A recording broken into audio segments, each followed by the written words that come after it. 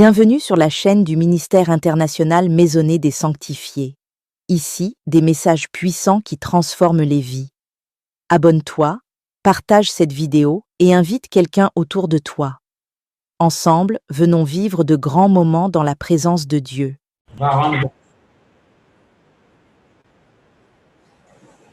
Je vais faire un mot de prière pour commencer ces moments agréables et merveilleux. Nous allons passer en présence de Jésus-Christ avec des beaux thèmes et des merveilleux messages. Je crois que vous vous sentez parfaitement délivré et à l'aise pour comprendre l'exactitude de la parole de Dieu. Soyez les bienvenus à la Sainte Doctrine.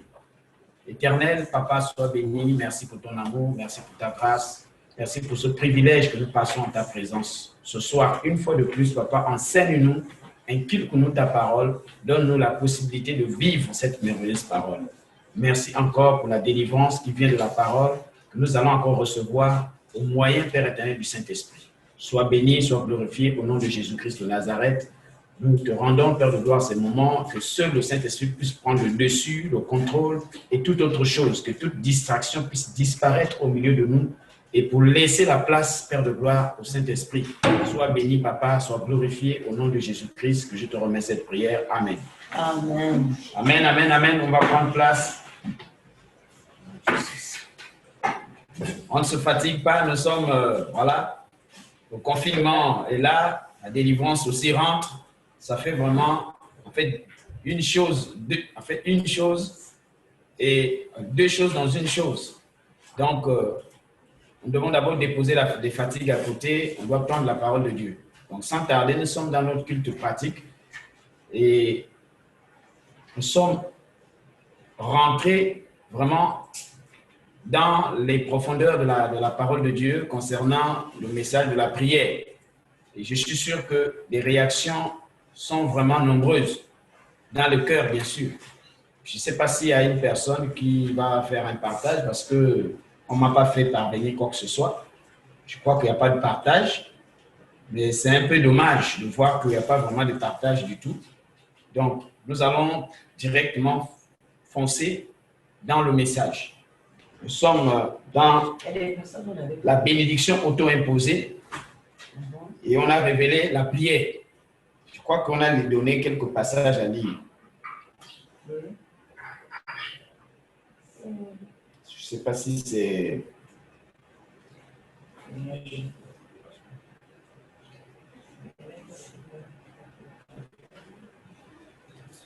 Bon, le Saint-Esprit nous a enseigné que c'était Matthieu 6, je crois bien. Matthieu 6, oui. On devait revenir à Matthieu 6, verset 25 à 34. Ok, le devoir, c'est ça. C'est que beaucoup, s'il y a eu vraiment des gens qui ont lu le message, il devait y avoir des réactions. Mais apparemment, je suis sûr que personne ne peut réagir face à la prière. Voilà en fait le passage qui est clair dans la Bible. Je sais, il y a d'autres passages dans la Bible aussi qui est clair. Mais le passage de Matthieu 6 est clair, en fait, donne plus exactement l'information concernant les fruits de la chair et les fruits de l'esprit. Jésus interdit qu'on puisse prier pour les fruits de la chair. Jésus voudrait qu'on prie pour les fruits de l'esprit premièrement. Ça ne veut pas dire qu'on ne peut pas penser. Quelqu'un ne peut pas penser aux fruits de la chair. Non, on est charnel, nous ne sommes pas encore dans le royaume des cieux. Nous ne sommes pas encore allés au ciel. Donc, pendant ce temps qu'on est sur terre, on peut toujours avoir un peu l'idée ou avoir envie de certaines choses, par exemple l'argent, les habits, c'est vrai. Mais ça doit être des pensées secondaires. En fait, c'est comme ça qu'on doit comprendre l'exactitude de la parole. Nos pensées doivent être des pensées secondaires. Voilà pourquoi Dieu, connaissant que l'être humain est tellement plongé dans la chair, Dieu a suscité Jésus-Christ et Jésus-Christ a pris la forme humaine et est venu nous annoncer la parole de Dieu. Et Jésus nous dit qu'il ne faut jamais s'attarder aux choses de la chair. Et il y a un passage qui a encore éclairé, je ne sais pas qui peut réagir, Jacques, je crois bien que Jacques chapitre 4 nous a encore vraiment foudroyé, si je peux appeler comme ça, que adultère que vous êtes, vous ne savez pas que le fait que vous vous attachez aux choses du monde, vous devenez ennemi de Dieu.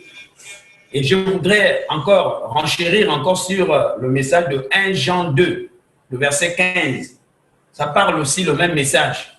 Jésus, en fait, le Seigneur Jésus n'a jamais dit à nous autres, c'est-à-dire, comme je pouvais dire la fois dernière, que je ne dois pas faire allusion aux choses de la chair. Je dois s'inquiéter des choses du royaume premièrement.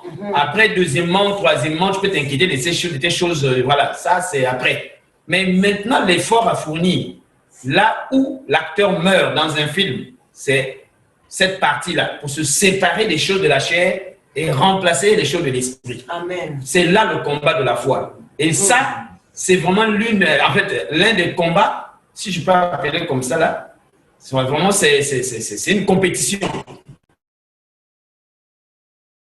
C'est-à-dire lâcher, prendre les choses de l'esprit et marcher avec. Là, on est vraiment, je ne pense pas qu'il y a vraiment des grands acteurs, des vrais chrétiens qui comprennent cela. C'est compliqué et c'est même dur et c'est même inexistant dans certains cas.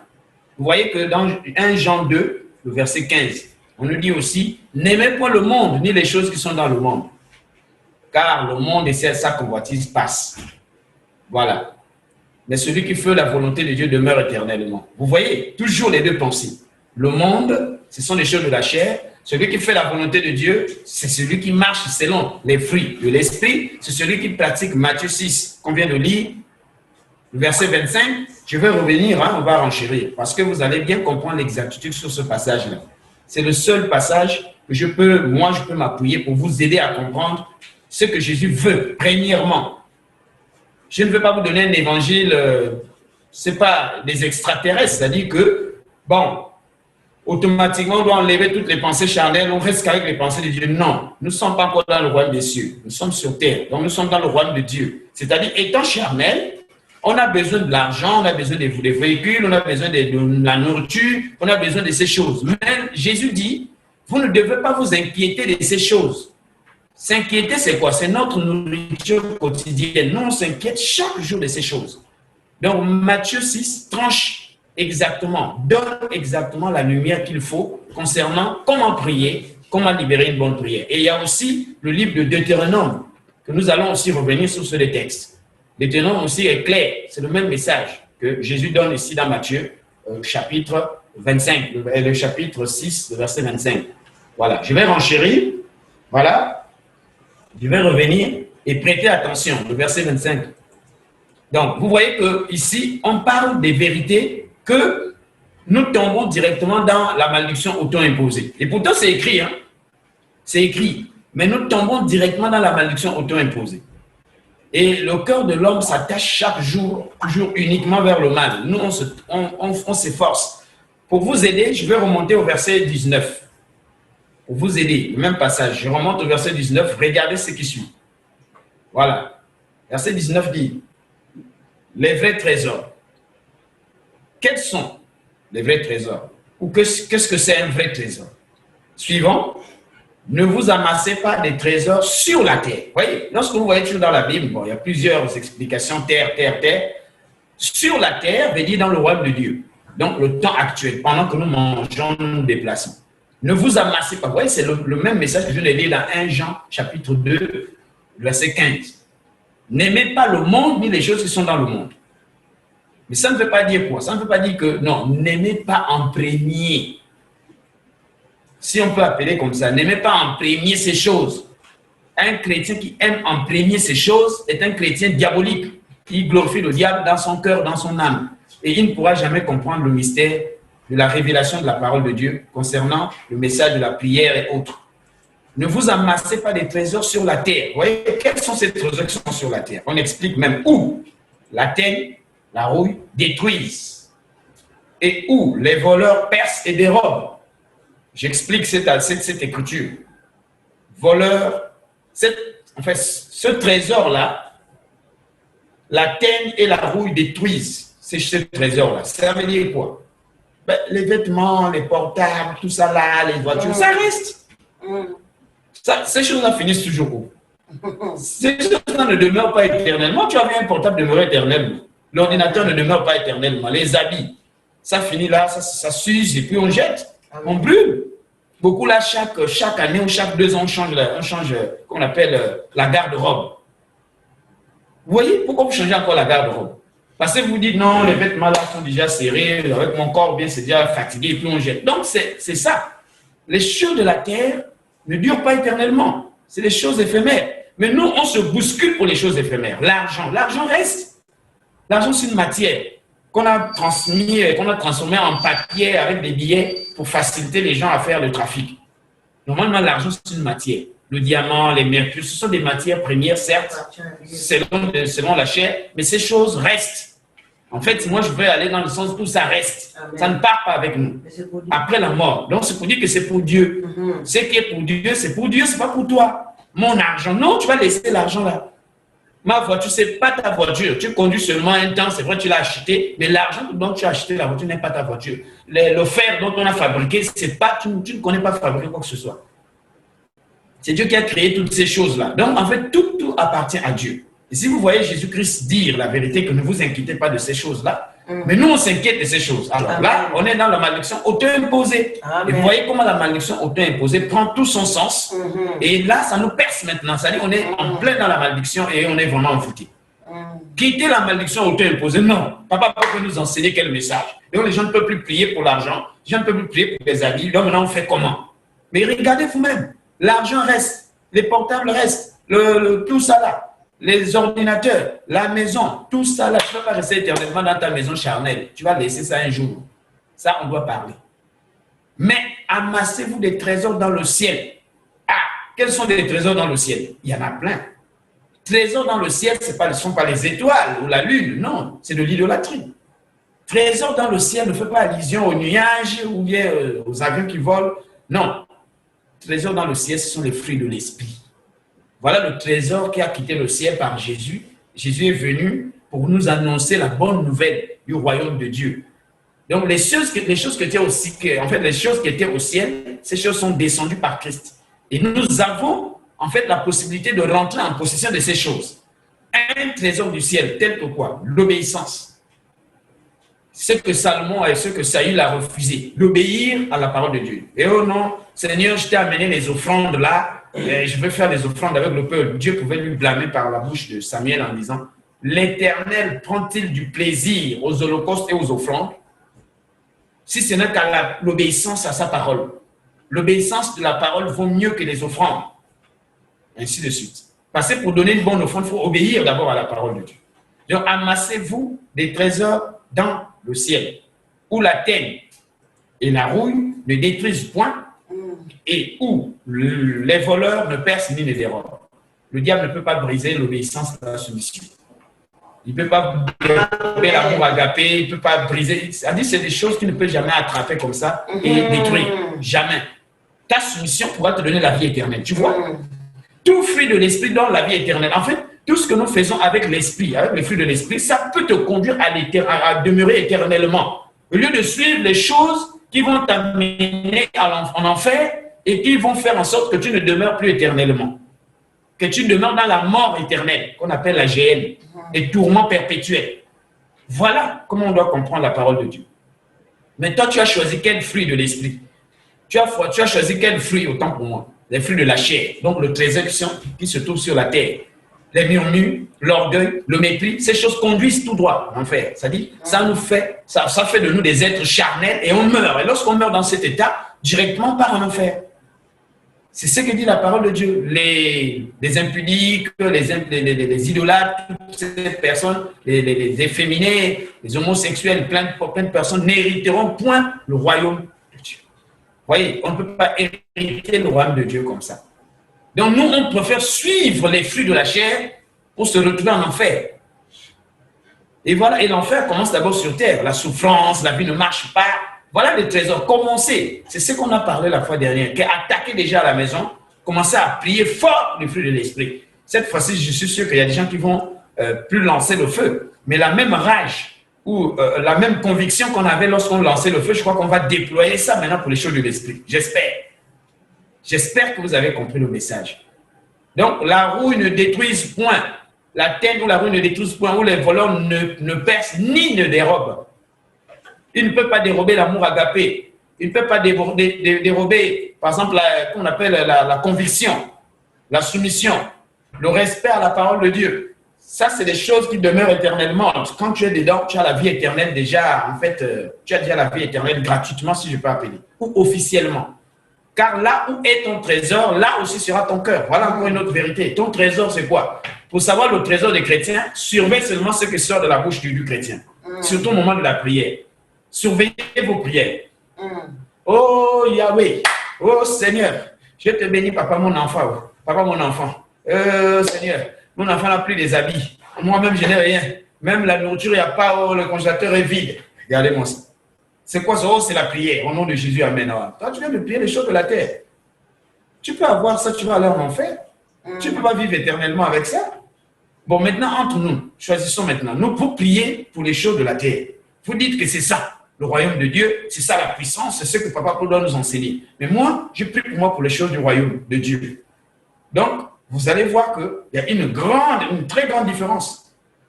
Voilà, vous rougissez. Vous vous réveillez à minuit, à 5 h du matin, comme disait mon fils Carl lors de son intervention. 5 h du matin pour prier pour un stage. Oh, ça, c'est fort. D'autres, minuit. D'autres, 1 h du matin. D'autres, c'est 3 h du matin. Il y a d'autres là qui se tiennent dans le silence, qui ne parlent plus. Mais vous aviez fait ça et d'autres continuent même à faire ça. Il y a même des heures de prière. 3 h du matin, il ne faut pas que je rate. Il faut que je prie à 3 h du matin. Et les prières là se basent sur, c'est simple, les choses de la guerre. Donc, là où est ton trésor, là aussi sera ton cœur. Où est ton cœur? Qu'est-ce qui est attaché dans ton cœur? Qu'est-ce qui est dans ton cœur? C'est ce que tu vas faire sortir lors de la prière. Donc, pour savoir comment prier, c'est simple. Il faut savoir faire l'équilibre de ces deux. En fait, il y a deux grands chantiers. Il y a le chantier de la chair, il y a le chantier de l'esprit. Comme je pourrais donner la sagesse que si l'on rentre dans deux grands supermarchés, il y a là-bas on vend les choses de la chair, d'autres on vend les choses de l'esprit. Mais si on faisait ça, si on faisait la démonstration, l'illustration physiquement parlant, vous allez voir qu'il y aura la longue queue dans le marché où on vend les choses de la chair. Et là, on vend les choses de l'esprit, peut-être il n'y aura même pas assez de gens. Parce que les gens n'aiment pas ça. C'est des fatigues.